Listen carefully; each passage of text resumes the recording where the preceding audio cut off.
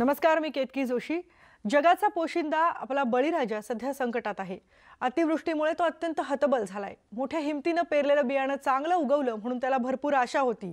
निदान यंदाची दिवाळी तरी चांगली होईल अशी, पण अतिवृष्टीने मात्र त्याची ही सगळी स्वप्न वाहून नेली। अक्षरशः हाताशी आलेलं पीक, काढून ठेवलेलं सगळं पीक वाया गेलं। हाती काहीच लागलं नाही। या शेतकऱ्यांना राज्य सरकारने मदत तर जाहीर केली, पण ही मदत खरोखरच पुरेशी आहे का? शेतकऱ्यांची दिवाळी या मदतीने खरोखर गोड होणार आहे का त्यांना काळी दिवाळी साजरी करावी लागणार आहे? या मदतीबद्दल शेतकऱ्यांचं काय म्हणणं आहे? नेमकं त्याची जी मदतीची घोषणा केली आहे त्याची अंमलबजावणी व्यवस्थित होणार आहे का, याबद्दल त्यांना काय वाटतंय हे आपण बघणार आहोत पुढच्या अर्ध्या तासामध्ये। आणि केंद्राच्या मदतीची वाट न बघता आम्ही शेतकऱ्यांसाठी 10,000 कोटींचं पॅकेज दिलंय। या पॅकेजमध्ये विदर्भातल्या सोयाबीन पिकाचा समावेश करण्यात आल्याची माहिती मदत आणि पुनर्वसन मंत्री विजय वडेट्टीवार यांनी नागपूरमध्ये बोलताना दिली। 20 दिवस लोटले तरीही केंद्राचं पथक नुकसानीच्या पाहणीसाठी आलं नसल्याचा आरोप वडेट्टीवार यांनी केलाय।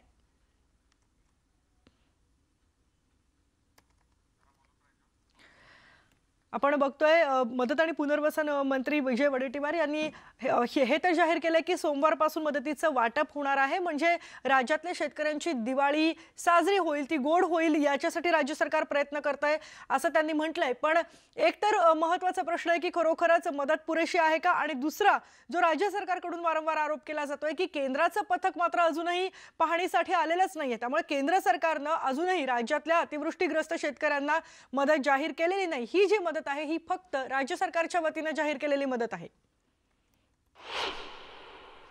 7 महिने लोटून 6 महिने 7 महिने लोटून केंद्र सरकारने फुटी कवडी सुद्धा दिली नाही, तर मग ह्या विरोधकांना बोलण्याचा अधिकार आहे का? केंद्रात त्यांची सत्ता असताना तिकडे राज्याच्या शेतकऱ्याच्या हितासाठी, राज्यातील शेतकऱ्यांच्या हक्कासाठी आम्ही आमच्या तिजोरीतून राज्य सरकार करत आहे, पण केंद्राची जर मदत आली तर ती अधिकची मदत शेतकऱ्याला मिळेल ही भूमिका विरोधकांनी स्वीकारण्याची आवश्यकता आहे। परंतु केवळ राज्य सरकारने करावं आणि केंद्र सरकारने ही पथकं सुद्धा पाठवू नयेत, मदत तर अद्याप मिळणं खूप लांब आहे, हे न करता आरोप करणं, मला वाटतं की अशा प्रकारचे आरोप म्हणजेच शेतकऱ्यांच्या भावनेला ठेच पोहोचवणं आहे। सरकारने शेतकऱ्यांना मदत जाहीर केली आणि वाटप देखील केलं जाणार आहे, पण विदर्भातल्या शेतकऱ्यांना किती मदत देणार, ती कशी असणार, याबाबत मात्र शंका आहे। विदर्भातल्या शेतकऱ्यांवर सरकारने अन्याय करू नये आणि सरसकट मदत द्यावी अशी मागणी शेतकरी करतात। याच शेतकऱ्यांशी, वर्ध्यातल्या शेतकऱ्यांशी बातचीत केली आमचे प्रतिनिधी नरेंद्र मते यांनी। विदर्भात झालेला सततचा पाऊस आणि हवामान बदलामुळे मोठ्या प्रमाणात सोयाबीन आणि कपाशी पिकाचं नुकसान झालं। यावर सरकारने दखल घेत मदतही जाहीर केली आणि ती मदत सोमवारपासून देण्यात येणार असल्याचं म्हटलं गेलं आहे। यावरच बोलण्यासाठी माझ्यासोबत शेतकरी आणि त्यांच्याकडून काय भूमिका आहे या मदतीच्या संदर्भात ते आपण जाणून घेऊया। काय सांगाल तुम्ही? शेतकऱ्यांना जे सोमवारपासून मदत मिळणार आहे ती अजूनही शेतकऱ्यांना किती मिळणार, काय मिळणार याची काही अजूनही कल्पना नाही आहे। त्यातल्या त्यात सरकारने जो हमीदर जाहीर केलेला आहे, हा जाहीर केलेला हमी भाव जो आहे, शेतकऱ्यांचा माल उत्पादन जो आहे त्या मालाची प्रतवारी ठरवून त्या मालाला योग्य भाव देण्यात यावा आणि ही मदत जी आहे ही सरसकट सगळीकडे मदत जाहीर करावी। सरकारने 9 नोव्हेंबरपासून मदत जाहीर केली, तर मला असं वाटते की ती मदत विदर्भाला नाही दिली आहे, मराठवाडा, पश्चिम महाराष्ट्र तिकडे दिली आहे। आमच्याकडे पण अतिवृष्टी झाली, भरपूर पाऊस आला, आमचं खूप नुकसान झालं, तर ती मदत सगळीकडे देण्यात यावी। सरकार म्हणतात नेहमी बांधावर जाऊन पाहणी केली, बांधावर जाऊन खत दिलं, बांधावर जाऊन। मी आजपर्यंत आमच्या विदर्भामध्ये एकही नेता का एकही सरकारी कर्मचारी बांधावर गेला पण त्यांनी पाहणी केली का, बघितलं हे ते असं बघितलंच नाही। तर ही मदत तर तुटपुंजी आहे, पण ती सगळ्यांना देण्यात यावी। आमचं एवढं नुकसान झालं का अक्षरशः असं आमचा कापणीचा खर्च नाही निघत आहे। त्यानंतर सोयाबीन गेली, त्यानंतर कपाशीवर बोंडअळी आली, बोंडअळीनंतर आता तुरी पण जाण्याच्या तयारीत आहे आणि त्यातून काहीच नुकसान। तर आम्ही काय फक्त आत्महत्या करावं का? तर विदर्भाला म्हणजे आईचं वेगळं व मावशीचं वेगळं असं करू नये, विदर्भावर अन्याय करू नये। मला सरकारचं हेच म्हणायचं आहे की त्यांनी सगळ्यांचं म्हणजे हे करावं आणि मदत करावं। सरकारनं एक सरसकट जास्तीत जास्त मदत करण्याचा प्रयत्न करावा शेतकऱ्यांना, एक आधार म्हणून, जेणेकरून त्याची मानसिक स्थिती खराब होणार नाही, खचणार नाही, याची सरकारने काळजी घ्यावी। आणि जे उत्पादन आहे ते तर शून्यातच आहे, सोयाबीन नाही, कपाशी नाही, इतर तुरी बी सध्या अजून फुलं वगैरे हे व्हायचे आहे। त्याच्यातही नुकसान होण्याची शक्यता आहेच. त्यातल्या त्यात सरकारचे जे कर्ज उचलले होते कृषी सेवा केंद्र याचे त्याची कुठून भरावं याचाच प्रश्न आहे. त्याच्यामुळे सरकारने जास्तीत जास्त मदत करावी. सरकारने जाहीर केलेली मदत फारच तोकडी अशी आहे, म्हणजे त्या जसं जखमेवर मलम लावण्यासारखं आहे. संपूर्ण शेतकऱ्यांचा हंगाम वाया गेला, एकही पीक आलेलं नाही हातामध्ये शेतकऱ्यांच्या. आणि अशा परिस्थितीमध्ये शेतकऱ्यांना मदत किती मिळणार, कशी मिळणार आणि त्यातही विदर्भाला मिळते की नाही मिळत याबद्दल शेतकऱ्यांच्या मनात शंका आहे. त्यामुळे माझी सरकारला मागणी आहे की सरकारने सरसकट सर्व शेतकऱ्यांना भरघोस मदत जाहीर करावी आणि त्यांना दिवाळीच्या आत वाटप करावा, हीच माझी मागणी आहे. एकंदरीतच सरकारने जी मदत जाहीर केली आहे ती कधी मिळणार, कशी मिळणार आणि कुठून मिळणार आणि काय त्याचा क्रायटेरिया ठरवला आहे आणि दिवाळीच्या आधी जर मिळालं तर त्यांची दिवाळी साजरी होऊ शकते, परंतु हे होतं की नाही आता हे पाहावं लागणार आहे. नरेंद्र मते, न्यूज 18 लोकमत, वर्धा. अतिवृष्टीमुळे नुकसान झालेल्या शेतकऱ्यांना मदत पुनर्वसन मंत्री विजय वडेट्टीवार यांनी मदत जाहीर केली, पण ती पुरेशी आहे का? शेतकऱ्यांचं या मदतीनं समाधान झालंय का? याचबद्दल पंढरपूरच्या शेतकऱ्यांशी बातचीत केली आमचे प्रतिनिधी वीरेंद्र सिंह उत्पात यांनी. मदत व पुनर्वसन मंत्री विजय वडेट्टीवार यांनी पावसामुळे नुकसान झालेल्या शेतकऱ्यांना नुकसान भरपाई जाहीर केलेली आहे आणि ती नुकसान भरपाई शेतकऱ्यांपर्यंत पोहोचणार आहे. परंतु या नुकसान भरपाई जी जाहीर केली ती शेतकऱ्यांचं त्यातून समाधान होणार आहे का हे आपण जाणून घेणार आहोत. आपल्यासोबत पंढरपूर आणि परिसरातील शेतकरी आहेत, शेतकरी नेते आहेत. त्यांच्याकडनं जाणून घ्यायचं आहे की सरकारने मदत केलेली ही त्यांचं समाधान होतं आहे का, त्याच्यातून जे नुकसान आहे त्याची भरपाई होती आहे का, हे त्यांच्याकडनं जाणून घ्यायचं आहे. काय सांगाल, शेतकऱ्यांचं समाधान होणार आहे का या सरकारने जी जाहीर केलेली मदत आहे ती? ह्या सरकारनं जी शेतकऱ्याला हेक्टरी 25,000 आणि हेक्टरी 10,000 रुपयाची मदत केलेली आहे, ह्या मतीनं थोडंसुद्धा तुटपुंजी मदत आहे. खरं तर ह्या सरकारनं शेतकऱ्याच्या जखमेवर मीठ चोळण्याचं काम केलेलं आहे. एवढे मोठे दौरे केले, आश्वासन दिली, परंतु सरकारने कुठले आश्वासन पूर्ण केलेले नाहीत. एकतर कोरोनाच्या महामारीमुळं शेतकरी मेटाकुटीला आला होता, पुन्हा ढगफुटी झाली, अतिवृष्टी झाली, नदीला पूर आलं, नदीच्या पुरामध्ये शेतकऱ्याचे पीक नाही तर मातीसुद्धा वाहून गेलेली आहे. तर आता शेतकऱ्याला ही मदत तुटपुंजी आहे. थोडा जवळ दिवाळीचा सण आलेला आहे, शेतकरी आज 10 रुपयाला माग झालेला आहे. आज शेतकऱ्याच्या शेतामध्ये मातीसुद्धा राहिली नाही. एवढ्या मतीनं शेतकऱ्याला काहीच बरं होणार नाही. बागायतला कमीत कमी एकरी हेक्टरला मिळाले पाहिजे 1 लाख रुपये हेक्टरी. हां, आणि जिरायतला 50,000 रुपये तरी हेक्टरी मिळायला पाहिजे, तर शेतकऱ्याचे सोडून समाधान होईल. मदत वाढवून मिळाली पाहिजे असं म्हणणं आहे. तुम्ही काय सांगाल? काय शेतकऱ्या जखमीवर मीठ चोळण्याचं जे सरकार काम करत आहे ती काय पुरेशी नाही आहे मदत. जे आता आमच्या भाऊने सांगितलं तसे एकरी मदत त्यांना मिळावी ही आमची मागणी आहे. एकरी किती मिळावी मदत? 1 लाख रुपयाच्या आसपास मिळावे. तुमच्या शेतात काय कसे म्हणजे ऊस पाण्यात गेले आणि त्यामुळे मदत पाहिजे. जेवढं नुकसान झालंय त्या मानाने ही मदत आहे ती अत्यंत तोकडी आहे असं एकंदरीत मत आहे. तुम्ही काय सांगाल? आमची द्राक्षाची बाग होती 2 एकर, ती पावसानं ती पडल्यामुळे सगळी बाग खराब झालेली आहे. तर एकरी आम्हाला 1 लाख रुपये हेक्टरी मिळावं असं आमचं शेतकऱ्यांचं म्हणणं आहे. तुम्हाला अपेक्षा आहे का सरकार ही जी मदत आहे आता जी जाहीर केलेली? नाही, ही आम्हाला मान्य नाही मदत ह्यांची. का जर काय ती लांगरपाळी सुद्धा होत नाही तर बागेचे पैसे का निघाय शेतकऱ्यांची? सगळी बागा पडलेत वाऱ्यानं, सगळे नुकसान झालेलं आहे. त्यामुळे आम्हाला ही काय मान्य नाही. सरकार काय आमचे शेतकऱ्याकडे लक्ष देत नाही. पण सरकार स्थापन करताना हे बोलले होते की जी शेतकऱ्यांचं आम्ही कर्जमाफी करू, आम्ही शेतकऱ्यांना पाहिजे जेवढं माल उपलब्ध करून देऊ, पिकाला दर व्यवस्थित पडेल. यांनी काहीच केलेलं नाही. हे 3 पायाचं सरकार आहे, तीन बिघड काम बिघड आहे. त्यामुळे ह्याचं आम्ही काही खरं धरू शकत नाही. तुम्ही काय सांगाल? तर सरकारनं जे आता नुकसानीचं ते हे केलं 10,000 आणि 25,000, त्यांनी तेवढ्या पैशात 1 एकर बागायत करून दाखवावी. हां, मग आपण ते 25,000 बी घेऊ, पण त्यांनी करून दाखवावं. ज्यांना त्या शेतीतलं माहिती नाही असली माणसं जर अशी तुटपुंजी जर हे द्यायला लागले, पैसे द्यायला लागले, मग शेतकऱ्यासमोर आत्महत्येशिवाय दुसरा पर्याय उरलेला नाही.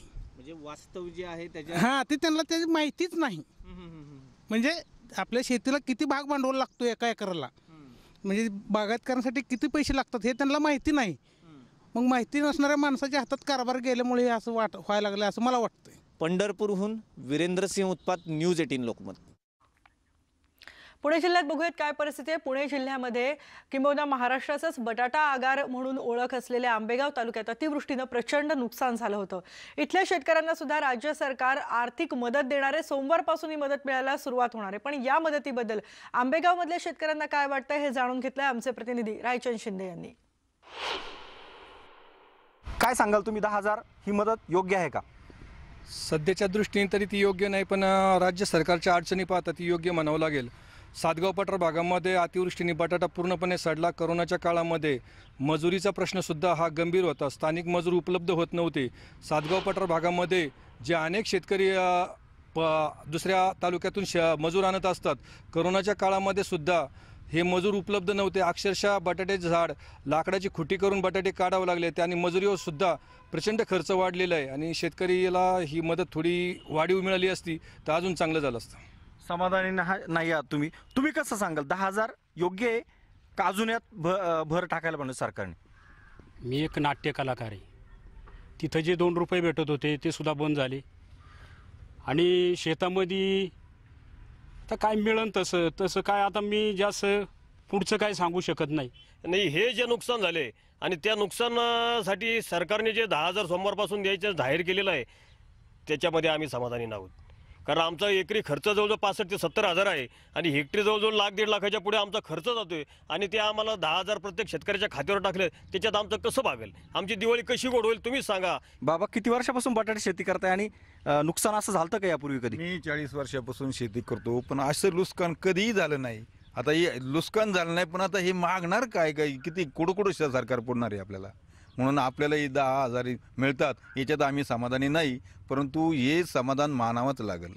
हे जे 10,000 सरकारने दिलेले आहेत त्यामध्ये शेतकऱ्याला दिवाळी कशी का होईना मीठ भाकरीवरती काढता येईल, परंतु हुंडेकरी व्यावसायिकांचा यामध्ये कुठल्याही प्रकारचं यापासून फायदा होणार नाही आहे. Video journalist Smita Shinde sir, Raichand Shinde, news 18 Lokmat, Satgaon पठार, पुणे.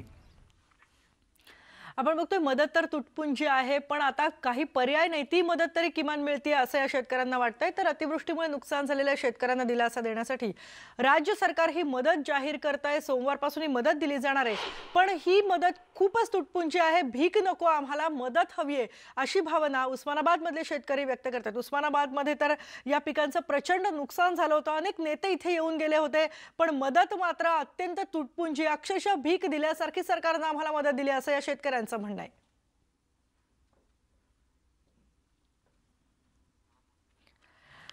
ही दृश्य आपण बघतोय. उस्मानाबादमध्ये प्रचंड नुकसान अतिवृष्टीमुळे झालं होतं. अक्षरशः इथे प्रत्येक जवळपास नेत्यांना भेट दिली होती, पण त्यानंतर कोणतीही या शेतकऱ्यांची इच्छा पूर्ण झालेली नाही. याचं कारण म्हणजे हेक्टरी 10,000 म्हणजे प्रत्यक्षात त्यांना फक्त 5,500 रुपयेच मिळणार आहेत आणि ही मदत आहे का भीक आहे असं सवाल आता हे शेतकरी विचारतायत. आम्हाला भीक नकोय, आम्हाला मदत हवी आहे जेणेकरून आम्हाला आमच्या पायावर उभं राहता येईल यापुढे असं या शेतकऱ्यांचं म्हणणं आहे. आणि याच शेतकऱ्यांशी संवाद साधला आमचे प्रतिनिधी बालाजी निरफळ यांनी. आपल्यासोबत शेतकरी आहेत, आपण शेतकऱ्यांच्या काय नेमक्या भावना आहेत जाणून घेऊया. मला एक बाबा सांगा, तुमच्या शेतात ही नुकसान झालं होतं, सगळे संभाजीराजेंनी आपल्या शेताला भेट दिली होती. ज्या प्रमाणात आता शेतकऱ्यांना मदत राज्य सरकार देऊ इच्छिते ती मदत पुरेशी आहे का? नाही, 25,000 तर मिळाला पाहिजे, पण 10,000 का होणार आहे? खर्च त्याला ती बाही कागद आलेले सुद्धा इचून जायला तयार नाही, ती मजुरी एवढं का होते. तुमचं किती नुकसान झालं होतं, काय एकूण सगळी परिस्थिती? लाखाचं नुकसान झालं, काय करा? लाखाचं नुकसान, मदत किती मिळते? 10,000 ते रोजगाराला पुरत नाही, ते रोजगाराला पुरत. मग भावना बघितलं तर लाखात खर्च झाला आणि मदत 10,000 मिळते. काय सांगाल, एकूण शेतकरी अभ्यास किंवा एक वकील आहात तुम्ही, तुम्हाला शेती आहे, किती नुकसान झालंय, किती मदतीची अपेक्षा आपल्याकडून एक शेतकरी म्हणून वाटते आपल्याला? नुकसान तर भरपूर झालेलं आहे, परंतु जी काय शासनानं मदत जाहीर केलेली आहे ती या दिवाळीच्या पूर्वी देण्यात यावी. आता शासन सोमवारपासून मदत जाहीर करण्याचं मदत देणार आहे. हजारी आता बघितलं तर एकरी एकरचा मिळ जर बघितलं तर सगळं एकूण जर फळपिकाचं बघितलं तर फळपिकाला खर्च जास्त झाला आहे एकरी आणि मदत त्या प्रमाणात कमी येते. काय एकूण भावना आहे त्यामध्ये? आता भावना तर काय, आता ते राजानं ते मारलं, पावसानं झोडपलं, अशी सगळी कथा झालेली आहे. त्यामुळं जी काय जाहीर केलेली रक्कम आहे तेवढी तर देण्यात यावी, खात्यावर दिवाळीच्या अगोदर टाकण्यात यावी. तरुण शेतकरी सोबत आहेत, काय सांगशील तरुण शेतकरी म्हणून? आता सगळं आपण आता ह्या कुठेतरी शेतीकडे व्यवसायात उतरतोय, काय एकूण तुझ्या भावना आहेत? आता सरकारने किती मदत? अशा परिस्थितीत त्यांनी आता नुकसान झालंय, त्यांनी म्हणलं वकील साहेब तसं मदत द्यावी, जेवढं त्यांनी जाहीर केलं तेवढी तरी दिवाळीच्या अगोदर किंवा पेरणीच्या अगोदर केलं तर बरं होईल. बीडमध्ये काय परिस्थिती आहे बघूयात. अतिवृष्टीमुळे नुकसान झालेल्या शेतकऱ्याला 10,000 रुपयांची मदत ही अगदी तोकडी आहे. त्यामुळे शेतकऱ्यांची दिवाळी गोड होणं तर दूरच, पण साधं शेत सुद्धा यामुळे दुरुस्त होणार नाहीये, अशी प्रतिक्रिया बीडमधले शेतकरी व्यक्त करतायत. 10,000 रुपयांची मदत सुद्धा दिवाळीच्या अगोदर मिळेल असं वाटत नाहीये. त्यामुळे लबाडाचं आमंत्रण जेवल्याशिवाय खरं नसतं, अशी प्रतिक्रिया बीडचे शेतकरी व्यक्त करतायत. त्यांच्याशी बातचीत केली आमचे प्रतिनिधी सुरेश जाधव यांनी. काय सांगाल, खरंच शेतकऱ्याचं किती नुकसान झालेलं आहे आणि ही मदत कशी आहे? या ठिकाणी शेतकऱ्याचं नुकसान एकरी जर विषय काढला, बी खत बियाणे याचा जर सगळा हिशोब केला तर 10,000 ही मदत एकरीसुद्धा म्हणजे एकरीसुद्धा उपयोगी येत नाही. शेतकऱ्याला मदत कुठलंही सरकार आलं तर शेतकऱ्याला कधीच त्यांची अपेक्षा असेल किंवा नुकसान भरपाई एवढी मदत कधीच दिली जात नाही. जी मदत द्यायची ती कधी वेळेवर येत नाही. खरंच दिवाळीच्या अगोदर मिळणार आहे का आणि शेतकऱ्यांची दिवाळी गोड होणार आहे? मुळात ही जी मदत आहे शेतकऱ्याला जाहीर केलेली 10,000 रुपयाची मदत आहे, ही मदत नसून ही भीक आहे शेतकऱ्यासाठी. मुळात शेतकऱ्याचं लाखो रुपयाचं नुकसान झालं आणि शेतकऱ्याला सरकार भीक देत आहे 10,000 रुपयाची, आणि ती सुद्धा दिवाळीच्या अगोदर मिळणं हे सुद्धा आक्षेपार्ह वाटते. म्हणजे ती सुद्धा मिळेल असं दिसत नाही. मग शेतकऱ्याला तुम्ही मदत देता का भीक देता, हा सुद्धा माझा सरकारला या ठिकाणी प्रश्न आहे. शेतकऱ्यांच्या बाजूचे निर्णय घेऊ आणि कर्जमाफी देऊ. आणखीन हजारो शेतकरी या कर्जमाफीपासून वंचित आहे. म्हणून आमचं म्हणणं आहे की ही जे काही राहिलेले शेतकरी त्यांना पूर्ण कर्जमाफी द्यावी आणि ही जी काही मदत सरकारनं जाहीर केली आहे ती ताबडतोब शेतकऱ्यांना दिवाळीच्या आधी म्हणजे ह्या 2-3 दिवसामध्ये खात्यावर पाडावी आणि शेतकऱ्यांची दिवाळी गोड करावी. तुमचे पिकं गेलेले आहेत आणि त्या पिकामुळे आता येणारी दिवाळी कशी साजरी करताय? पिकाचं नुकसान झालेलं आहे. खराब सोयाबीन झाल्यामुळे व्यापारी आणि मार्केटला भाव नाही आणि कापूस जी हेक्टरी कापूस 7-8 क्विंटल होतो तिथं 1 क्विंटल पण झालेलं नाही आणि शेतकरी हेक्टरी हे खर्च होतो 15,000 ते 20,000 रुपये आणि सरकार द्यायला 10,000 रुपये आणि तिथून नंतर आम्हाला जी 10,000 रुपयामध्ये आमची दिवाळी नाही काहीच साजरं होऊ शकणार नाही. रान नीट करायला एकरी किती खर्च येतो आणि आता बी बियाण्याचं काय केलं तुम्ही? आता रब्बीच्या पावसाच्या परतीच्या पावसामुळे 1 एकर रान नीट करायला कमीत कमी 4,000 रुपये खर्च येतो आणि त्याच्या बी बियाण्याला 4,000 रुपये लागते. खत तर वेगळंच आणि शासन म्हणतं एकरी 10,000 रुपये, हेक्टरी 10,000 रुपये, एकरला तेवढा खर्च येतो. 10,000त 1 एकर सुद्धा होत नाही. तुमच्या शेतामधलं काय नुकसान झालेलं असं आता कशा पद्धतीनं तुम्ही ही दिवाळी साजरी करणार आहे? अहो दिवाळी साजरी करायची वेळच येत नाही. दिवाळीला शेतकरीच शेतात जातो, नुकसान झाले ते कष्टच करण्यात बेजार शेतकरी. कॅमेरा प्रकाश जाधव सोबत सुरेश जाधव, न्यूज 18 लोकमत, बीड. तर अनेक गावं अतिवृष्टीच्या यादीतूनच वगळण्यात आली आहेत. त्यामुळे शेतकऱ्यांना सरसकट मदत मिळणार नाहीये. आपण हे तर बघणारच आहोत, पण आता सध्या अनिल परब बोलतायत, काय म्हणतात ते बघूया. तरच्या गोष्टी आहेत. आम्ही कायदेशीर प्रक्रिया पूर्ण करण्याच्या दृष्टिकोनातनं आमची यादी दिली आहे. आता त्यांना जो कालावधी लागतो त्या कालावधीत ते यादी जाहीर करतील, प्रसिद्ध करतील, त्याला मान्यता देतील अशी आम्ही अपेक्षा करतो. पुढचं पाऊल काय असेल हे आता काहीच सांगू शकणार नाही आणि आमची अशी अपेक्षा आहे की ज्या पद्धतीने आज आम्ही त्यांना दिलेली आहे, त्यांच्याशी बोलणं झालंय, आम्हाला पूर्ण विश्वास आहे की राज्यपाल ही नावं लवकरात लवकर जाहीर करतील. नाही, याला असं वाट बघण्याची काही मर्यादा नाहीये. या सगळ्या गोष्टी जरतरच्या आहेत. आत्ताच पहिलं पाऊल झालेलं आहे. आम्ही त्यांच्याकडे यादी फक्त दिलेली आहे. आम्ही याच्यामध्ये जेवढी वाट बघणं गरजेचं आहे तेवढी वाट नक्की बघू. अधिकृत नावांची यादी बाहेर मीडियासमोर जाहीर करणार आहात? नाही, ही यादी सीलबंद पाकिटामध्ये गेलेली आहे. त्यामुळे ज्यावेळेला राज्यपाल ते उघडतील, ते ज्यावेळेला नावं जाहीर करतील त्यावेळेला आपल्याला यथावकाश कळेल. नाही, आम्ही कायदेशीर प्रक्रिया पाळणारे लोक आहोत. कायदेशीर प्रक्रिया पहिली झालेली आहे. धन्यवाद.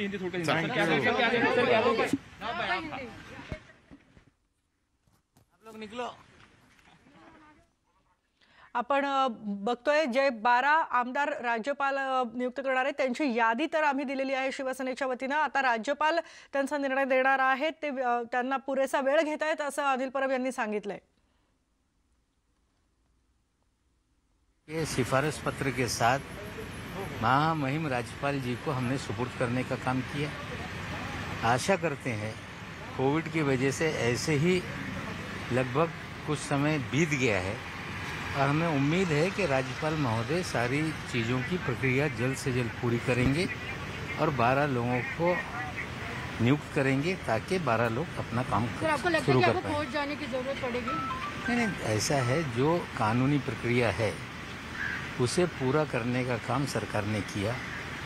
कैबिनेट में 1 सप्ताह पहले चर्चा हुई, कल कैबिनेट के मीटिंग में मिनट्स फाइनल की गई और आज मुख्यमंत्री के पत्र के साथ राज्यपाल महोदय को सिफारिश पत्र हमने दिया है।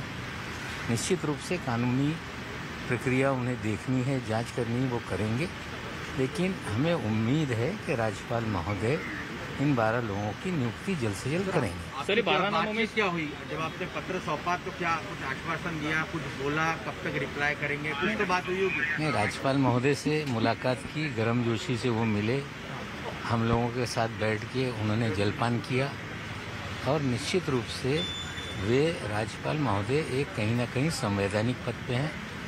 उनकी भी जिम्मेदारी कानून और संविधान के दायरे में काम करने की है। हमें लगता है वो निश्चित रूप से इन नामों पर फैसला करके जल्द से जल्द वो नोटिफिकेशन निकालें। इन 12 नामों में बहुत बड़ी तरह से गुप्तता की गई है, इसके पीछे क्या कारण है? देखिए, ऐसा है कि अभी जब तक राज्यपाल महोदय नामों को घोषित करना वो उनकी जिम्मेदारी है। कैबिनेट का काम है चर्चा करना, कैबिनेट का काम है चर्चा करके मुख्यमंत्री को अधिकार देना कि वे नामों की सिफारिश करें। सारी प्रक्रिया हम लोगों ने पूरी की है। विधान परिषदेतल्या 12 जे नावं नियुक्त करणार आहेत त्यांची नावं सगळी आता महाविकास आघाडीची राज्यपालांकडे आहेत। 12 जागांच्या प्रस्तावाबाबत आता काय निर्णय होणार याची सगळ्यांना उत्सुकता लागलेली आहे। विधान परिषदेची ही 12 नावं राज्यपालांकडे सादर करण्यात आलेली आहेत। आता राज्यपाल यावर निर्णय घेतील। महाविकास आघाडीचे नेते राज्यपालांना भेटण्यासाठी राजभवनात गेले होते। त्यानंतर आपण बघितलं अनिल परब बोलत होते आणि 12 जागांच्या प्रस्तावाबाबत आता राज्यपाल लवकरच निर्णय घेतील अशी अपेक्षा त्यांनी व्यक्त केली आहे। आणि यानंतर आपण पुन्हा येऊयात न्यूज 18 लोकमतच्या वृत्त मोहिमेकडे। आपण बघतोय की शेतकऱ्यांना जी मदत मिळते तो खरोखर दिलासा आहे का केवळ त्यांना तुटपुंजी मदत दिली जाते यावर राज्यभरातून शेतकऱ्यांची मतं जाणून घेतोय। अनेक गावं अतिवृष्टीच्या यादीतून वगळली आहेत आणि शेतकऱ्यांना सरसकट मदत मिळणार नाहीये। ही रक्कम म्हणजे शेतकऱ्यांच्या तोंडाला पानं पुसण्याचा प्रकार असल्याचं शेतकऱ्यांचं म्हणणं आहे। आता येणारा दिवाळी सण कसा साजरा करायचा हा सुद्धा या शेतकऱ्यांपुढे पडलेला खूप मोठा प्रश्न आहे।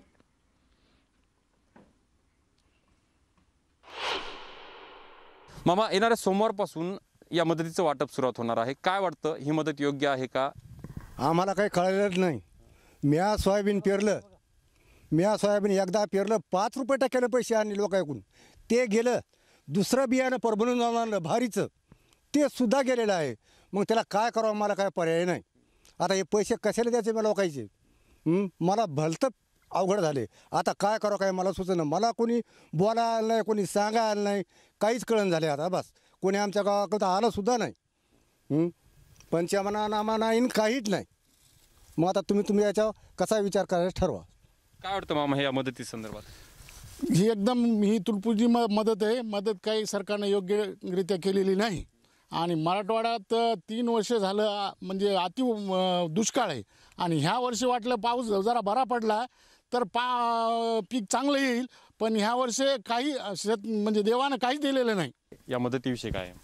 सर 2 बॅग झाल्या आणि खर्चसुद्धा निघाला नाही। पांढरं शुभ्र झालं पूर्ण पाण्यामुळं। पुढं आता दिवाळी आली, काय पैसे नाही, काढून आणलेली व्याजानं पैसे। काय जी मदत जाहीर झाली आणि येणाऱ्या सोमवारपासून ती शेतकऱ्यांच्या खात्यावर वर्ग करण्यात येणार आहे, वाटपाला सुरुवात होणार आहे। तुम्ही ही मदत कशी देणार आहात? हेक्टरी 10,000 रुपये मदत कोणाला देणार आहात? कोणते शेतकरी आहेत? तर याविषयी कुठलीही माहिती जिल्हा प्रशासनानं आम्हाला आतापर्यंत दिलेली नाही। आकड्याविषयी काय वाटतं? आणि अशा परिस्थितीमध्ये फक्त माननीय उद्धवजी ठाकरे साहेबांनी 10,000 रुपये हेक्टरी मदत जाहीर करून शेतकऱ्यांच्या तोंडाला पानं पुसण्याचं काम केलेलं आहे। विशाल माने, न्यूज 18 लोकमत, परभणी।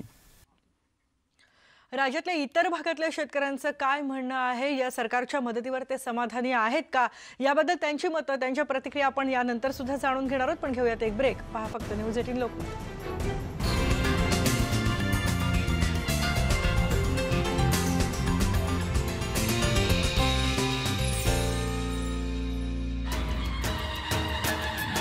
न्यूज 18 लोकमतची किल्ले स्पर्धा 2020. महाराष्ट्राचा किल्लेदार बनवा किल्ला आणि 9137416464 या व्हॉट्सअप क्रमांकावर पाठवा व्हिडिओ. 7 नोव्हेंबर पासून ते 13 नोव्हेंबर पर्यंत व्हिडिओ पाठवू शकता. परीक्षक निवडणार उत्तम किल्ले. विजेत्यांना मिळणार बक्षीस. लवकर स्पर्धेत सहभागी व्हा.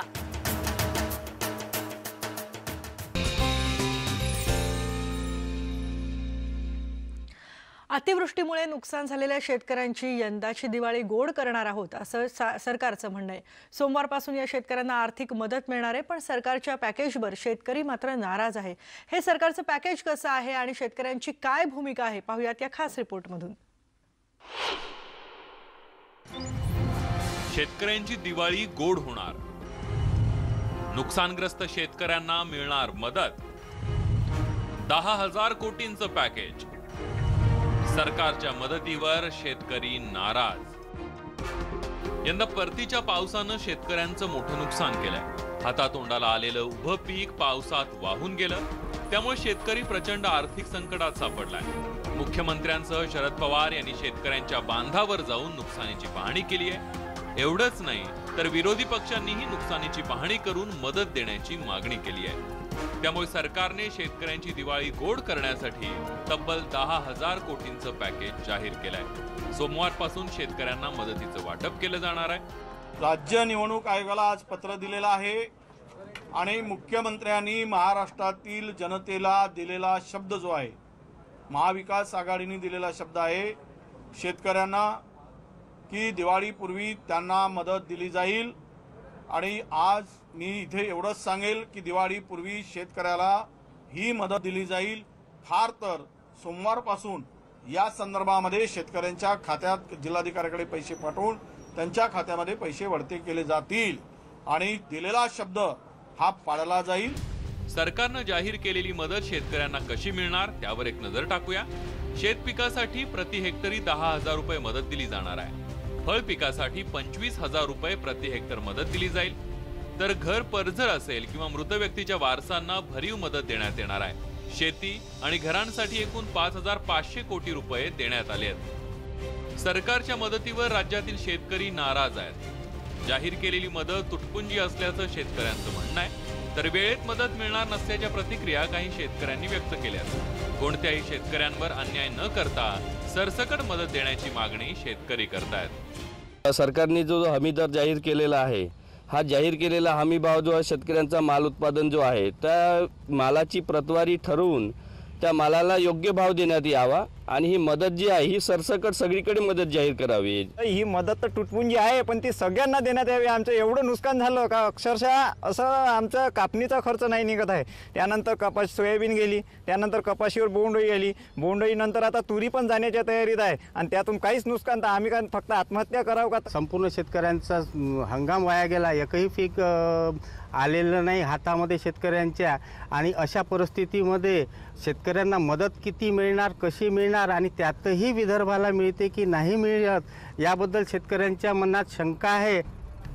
सोमवारपासून नुकसानग्रस्त शेतकऱ्यांना आर्थिक मदत मिळणार आहे. तर दुसरीकडे पांढरं सोनं म्हणजेच कापूस उत्पादक शेतकऱ्यांनाही सरकारनं दिलासा दिलाय.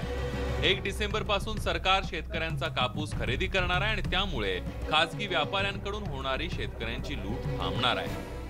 1 डिसेंबर पासून कापूस खरेदी करण्याचा निर्णय त्या ठिकाणी घेतलेला आहे. मी शेतकरी बांधवांना विनंती आवाहन करतो की 1 तारखेपासून खरेदी होणार आहे आणि म्हणून आपला कापूस आपल्याला जर योग्य दर मिळत नसेल तर शासनाच्या खरेदीमध्ये आपण त्या कापसाची विक्री करावी. नुकसानग्रस्त शेतकऱ्यांना मदत तर जाहीर झाली आहे, मात्र कोणताही शेतकरी मदतीपासून वंचित राहू नये, तसंच मदत देताना गोंधळ होऊ नये एवढीच अपेक्षा. Bureau report, news 18 Lokmat. आणखीही काही प्रतिक्रिया आपल्याला बघायच्या आहेत. खरोखरच सरकारची मदत शेतकऱ्यांपर्यंत पोहोचते का, ती पुरेशी आणि वेळेवर पोहोचते का, हे खूप महत्त्वाचं आहे. यानंतरही आपण त्या शेतकऱ्यांच्या प्रतिक्रिया बघणार आहोत, पण एक घेऊयात ब्रेक नंतर पुन्हा भेटूयात. पुणे जिल्ह्यातल्या दौंड तालुक्यात अतिवृष्टीमुळे शेतकऱ्यांचं मोठं नुकसान झालंय.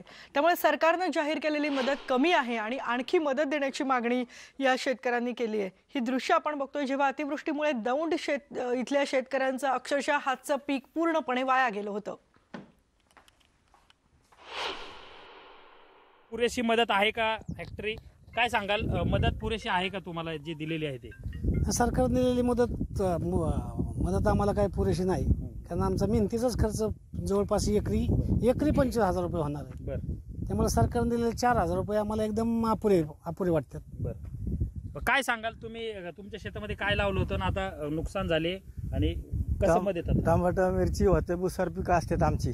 आमच्याकडे काय ऊस पिकत नाही, आमची तळ्या खडकाळ जमीन. त्या पावसाने डावाने फार लोळलंय सगळं. तर त्याला आता काय करायचं, 25,000 रुपये 30,000 रुपये मेहनतीला, हे 10,000 रुपये हे आम्ही सण करून खाऊ जास्तीत जास्त, दुसरं काय होणार आहे आम्हाला? शेतीला मेहनत करायची, आम्ही परत कसं सावरायचं आम्ही, याला सावरायला काय जागा आम्हाला? तर त्यासाठी आम्हाला कमीत कमी 30-40,000 रुपये तरी पाहिजे. हाच प्रश्न आहे, सावरायचं कसं? सावरण्यासाठी मदतीचा हात जो पुढे केलाय तो पुरेसा आहे का, याबद्दलच आपण बोलतोय. एक ब्रेक घेतोय, ब्रेक नंतर परत भेटूया.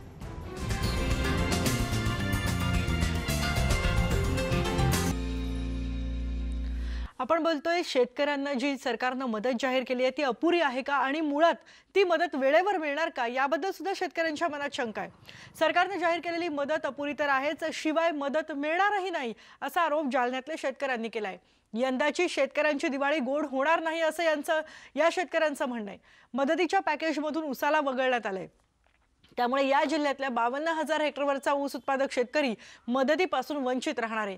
शासनानं ऊस उत्पादक शेतकऱ्यांनाही मदत पॅकेजमध्ये समावेश करावा आणि त्यांची दिवाळी गोड करावी अशी मागणी शेतकरी करतायत. आणि यानंतर बातमी आहे पाण्याबद्दलची. गोष्ट आहे 2006 सालची. मध्य प्रदेशच्या देवासमध्ये तरुण तडफदार जिल्हाधिकाऱ्यांची बदली झाली.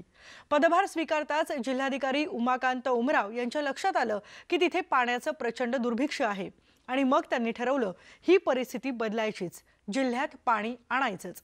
पाहूयात हा रिपोर्ट.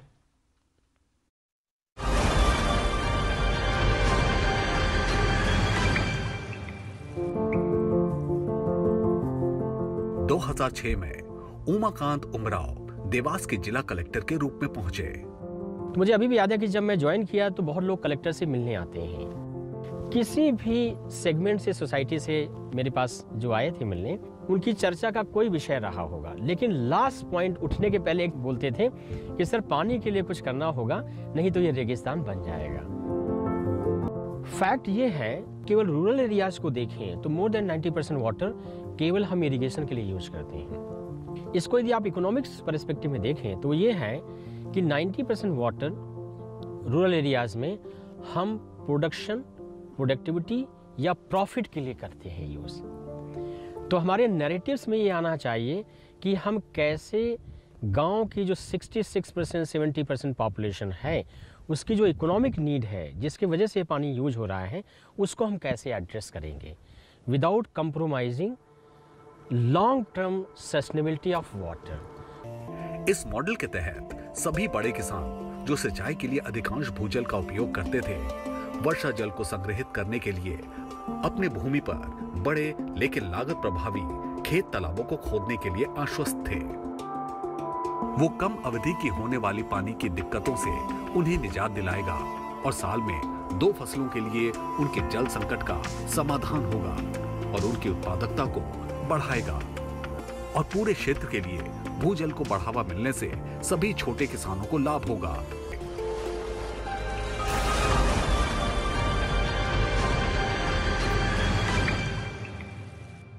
आणि यानंतर आपण इथेच थांबतोय, पण ताज्या घडामोडींसाठी पहा फक्त न्यूज 18 लोकमत.